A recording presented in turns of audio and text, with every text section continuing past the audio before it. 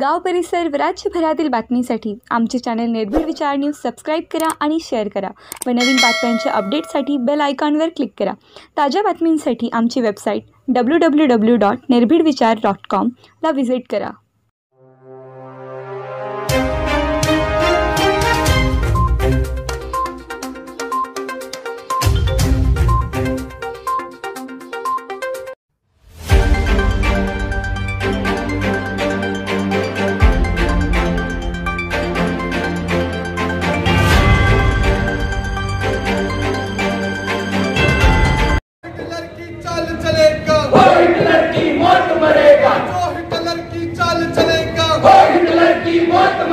मोदी सरकार तुम होश में आओ, होश में आओ, होश में आओ। काले कानून वापस लो, वापस लो, वापस लो। किसान एकता जिंदाबाद, जिंदाबाद, जिंदाबाद। किसान एकता जिंदाबाद, जिंदाबाद, जिंदाबाद। हे जे काही कायदे आलेले आहेत हे कायदे शेतकऱ्यांच्या हातातल्या पेढ्या तोडणारे कायदे आहेत। नरेंद्र मोदी साहेब आणि अमित शाह साहेबांचं सरकार त्यांचे समर्थक असं सांगतायत की हे जे काही कायदे आहेत याच्यामुळे शेतकऱ्यांच्या अंगणामध्ये स्वातंत्र्याची नवी पहाट अवतरणार आहे। आमचे नरेंद्र मोदी साहेब आणि त्यांचे समर्थक विशेषतः ज्यांचा शेतीशी कधीच संबंध आला नाही, फक्त व्हॉट्सअपवरच शेती करणे ज्यांचं आयुष्य सुरू झालं, अजून मिशा फुटलेल्या नाही असे वाचाळवीर व्हॉट्सअप आणि फेसबुकवर विद्यापीठ चालवत सांगतायत की हे कायदे हे शेतकऱ्यांच्या हिताचे कायदे आहेत। या चौकामध्ये माझा पाळबोध प्रश्न आहे की हे कायदे जर खरंच शेतकऱ्यांच्या हिताचे आहेत, फायद्याचे आहेत, तर गेल्या 25 दिवस दिल्लीच्या सीमेवर लाखोच्या संख्येने लढणाऱ्या शेतकऱ्यांना हे कळत नाही का? हा माझा आपल्या पुढे प्रश्न आहे। 30 शेतकऱ्यांनी बलिदान दिलंय। थंडीत कुडकुडून दिल्लीच्या सीमेवर 30 शेतकरी शहीद झाले। ती शहादत देणाऱ्या शेतकऱ्यांना जर हे कायदे इतके त्यांच्या फायद्याचे आहेत, तर व्हॉट्सअप आणि फेसबुकवर ज्यांच्या मिशा फुटलेल्या नाहीत त्यांना जर फायदा त्या पंजाबच्या, हरियाणाच्या, देशभरच्या लढाऊ शेतकऱ्यांना हे कळत नाही का? हा मला तुमच्या पुढे प्रश्न विचारायचा आहे। भावांनो, हे नरेंद्र मोदी साहेब आणि त्याची फलटण जी आहे, या फलटणीचं एक वैशिष्ट्य आहे। या फलटणीनं स्वतःच्या खांद्यावर स्वतःचं डोकं असतं ही गोष्ट विसरून गेलेली ही फलटण आहे। डोकं चालवायचं नाही, त्यांचा जो आका का बोका वर बसलेला आहे, हा आका का बोका वरून जे सांगेल ते मुंडे हालून मान्य करायचं, अशा प्रकारचं पीठ भारतामध्ये आलेलं आहे। हा आका का बोका जर उद्या म्हणला की बैल गाभण आहे, तर हे सगळे व्हॉट्सअप फेसबुक वाले 9वा महिना आहे म्हणून सांगायला लागतील, अशी पिंटो भावना या देशामध्ये निर्माण झालेली आहे। हा आका का बोका वरून जर म्हटला घरात पाहुणे आले, चहा करायचा आहे, दूध नाही, जा जरा बैल धुवून आण, तर हे पिंडोक लोक सर्व्या घेऊन बैल धुवायला निघतील, अशी अवस्था आणि पीक या देशामध्ये आलेला आहे। आणि म्हणून या व्हॉट्सअप फेसबुक वाल्यांना एकदा चौकात घेऊन यांच्या लवण्या सोडण्याची आवश्यकता आहे, असं माझं नम्र मत झालेलं आहे। भावांमध्ये काय सांगतात, ज्यांना शेती माहित नाही, बाप कसा शेती करतो, त्याच्या शेतीमालाला भाव मिळतो का, तो आत्महत्येचा विचार का करतो, शाळेत गेले, शिकले, सवरले, अरे बापाने याच्यासाठी आपल्याला शाळेत पाठवलं नाही, बापाने याच्यासाठी तुम्हाला लिहायला वाचायला शिकवलं नाही, तुमचा नरेंद्र मोदी, तुमचा अमित शाह नाही, आपला बाप लागतो म्हणून ताटात तुमचे अन्न वाढलं जातं, याची जरा जाण आणि भान या सगळ्या नव्या व्हॉट्सअप फुक्यांनी आणि फेसबुक वाल्यांनी जरा ठेवण्याची आवश्यकता आहे। भावांनो, काय टीका होते समाचार थोडक्यामध्ये घेतो।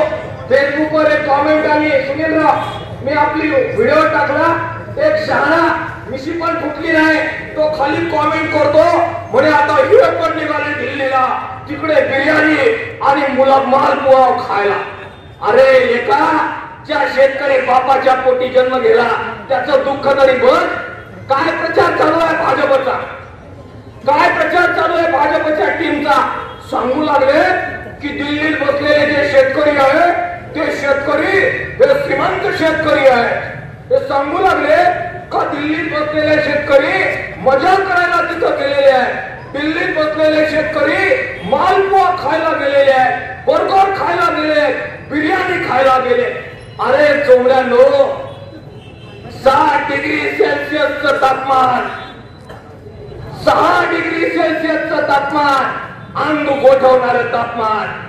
एकदा 25 दिवस सोडा, तुमच्या अंगात धमक असेल तर नरेंद्र मोदी, तुमच्या अंगात धमक असेल अमित शाह भाऊ आणि त्यांच्या चमच्यांनो 24 घंटे या थंडीत बसून दाखवा. तुमच्या सत्काराला हात विसरवले. मजा करायला गेले शेतकरी. 30 लोकांनी जीवदान दिलंय, 30 लोक शहीद झाले. अरे मेणबत्तीचा चटका बसला ना तरी डोळ्यात टचकन पाणी येतं. मेणबत्ती काय टाचणी पोटाला टोचली ना तर टचकन पाणी येतं. 30 जवान शेतकरी थंडीत कुडकुडत त्या दिल्लीच्या सीमेवर त्यांनी या शेतकरी बापासाठी आहुती दिली. त्यांची टिंगल करता, त्यांची चेष्टा करता, ते मालपोहा खायला तिथं जमलेत म्हणता, बर्गर खायला जमलेत म्हणता. अरे ताटाचे अन्न वाढून येतं ते पिकवण्यासाठी जो शेतकरी राबतो त्या अन्नाची तरी जाणीव ठेवा. अरे तुमचा आका बोका तुम्हाला काय देतो मला माहित नाही, पण ज्यांची आज तुम्ही चेष्टा करताना त्या शेतकरी बापानं या 100 करोड लोकांच्या ताटात स्वतःच रक्त आटून अन्न दिलंय, तुम्हाला खायला दिलंय याची तरी जाणीव ठेवा. भावांनो, आमचे हे फेसबुक वाले, व्हॉट्सअप वाले, शरद जोशी वाले, अजून कोणत्या जोशी वाले भाऊ, ज्यांना बटाटा खाली येतो का वर येतो कळत नाही, ज्यांना बैल व्हायचा का गाई व्हायचा हे कळत नाही, यांनी रेडिओला जर सर्व्या लावल्या उद्या तर मला आश्चर्य वाटणार नाही. हे आम्हाला शेतीचं अर्थकारण समजून सांगू लागलेले आहे. शेती कशी फायद्यात येते हे सांगू लागलेले आहे. यांची शेती कशी आहे माहितीये, फायद्याची. हे म्हटले तुमचा बाप चुकीची शेती करतो म्हटले, तुमच्या बापाला शेती कळत नाही म्हटले, मग कशी शेती करू म्हटले. हे म्हटले गाय पाळा म्हटले, गाय. ते तर म्हटलं माझा बाप आयुष्यभर पाळतो. ते म्हटले तुमचा बाप गाय पाळतो पण चुकीचा पाळतो म्हटले. म्हटलं काय चुकलं. ते म्हटले तुमचा बाप गाय पाळतो आणि दूध विकतो. म्हटलं चुकलं काय. ते म्हटले इथं तर चुकलं म्हटले. ते म्हटले दूध नसतं विकायचं म्हटले.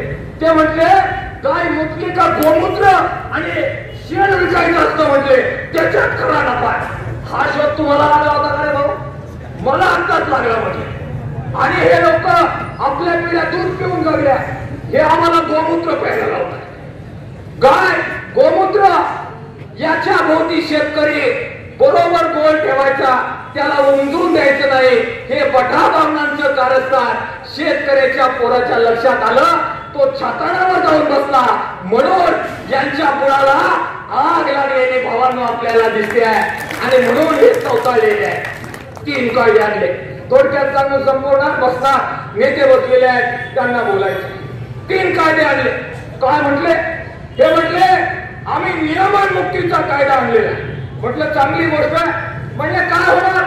ते म्हटले बाजार समितीमध्ये लईत लुटमार होत होती, मग आता तुमचा शेतीमाल विकायला तुम्हाला बाजार समितीच्या बाहेर पण परवानगी मिळेल. म्हटलं आनंदाची गोष्ट आहे, स्वातंत्र्य मिळणार शेतकऱ्यांना. मग कायदा काढून पाहिला. इथपर्यंत समजलं की शेतकऱ्याचा माल आहे, आमचा माल आहे, आमच्या बापाने तो बाजार समितीत विकावा का बाजार समितीच्या बाहेर विकावा, राज्यात विकावा का राज्याच्या बाहेर विकावा, भारतात विकावा का भारताच्या बाहेर विकावा, पृथ्वीवर विकावा का चंद्रावर जाऊन विकावा. माझ्या बापाचा माल आहे, तू कुठं विकावा हे सांगणारा तू कोण. स्वातंत्र्याची मागणी आपली आहेच, त्यात वाद नाही. ते आपल्याला मिळाली पाहिजे. ते म्हटले आम्ही ती तुम्हाला देतो. बरं म्हटलं दिली. मग कायदा काढून पाहिला, वाचून पाहिलं. त्यांना काय वाटतंय, त्यांचे भक्त बैल गाभण 13वा महिना, त्यांचे भक्त दूध नाही बैल धुवायला निघाले. त्यांना वाटतं बाकीच्यांना पण डोकं नाही ते वाचणार नाही, आपण सांगू ते मान्य करते, पण कायदा काढा, कलम वाचायला घ्या, नियमन मुक्तीची बात आहे भाऊ, हातातल्या बेड्या तोडण्याची बात आहे भाऊ, पण आतमध्ये काय आहे?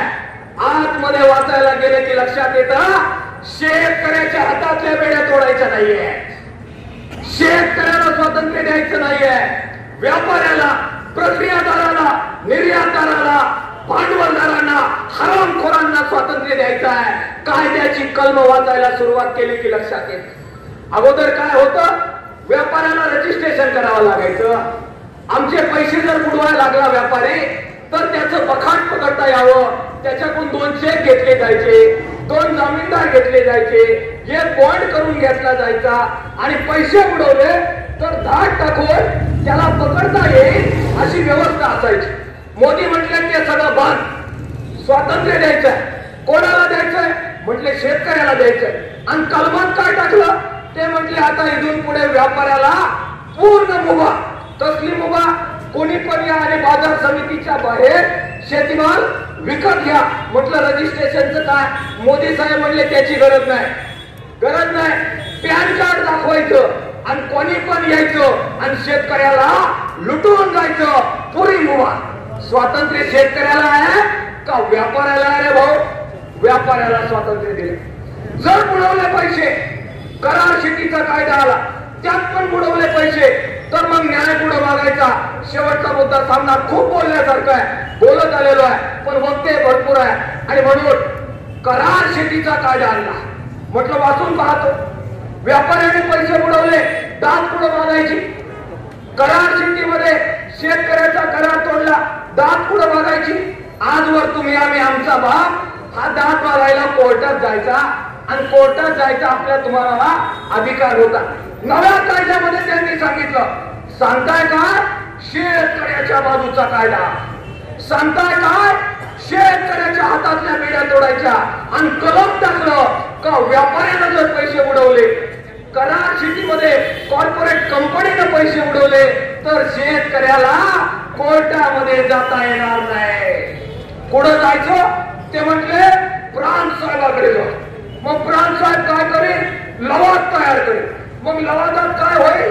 कॉर्पोरेट कंपनीचा मोठा मालक एका बाजूला, त्याचा वकील एका बाजूला आणि 2 एकरचं आमचं गावाकडचं शेतकरी दुसऱ्या बाजूला. आणि मग त्याच्यामध्ये म्हणले होऊ द्या कुस्ती आणि जो जिंकतो त्याचं खरं. 250 किलोचा पैलवान एका बाजूला आणि आमच्या वर्गाड्या उघड्या पडल्या तुमच्याशी लढू लढू, तो आमचा 25 किलोचा पैलवान एका बाजूला. कुस्तीचा निकाल सांगायला कोणी न्यायाधीश आणायची गरज आहे का भाऊ? न्यायाधीश आणायची गरज नाही. आणि कलम टाकलं की जर अन्याय शेतकऱ्यावर झाला तो व्यापाऱ्याच्या, प्रक्रियादाराच्या, निर्यातदाराच्या विरोधात तुम्हाला कोर्टात जाता येणार नाही.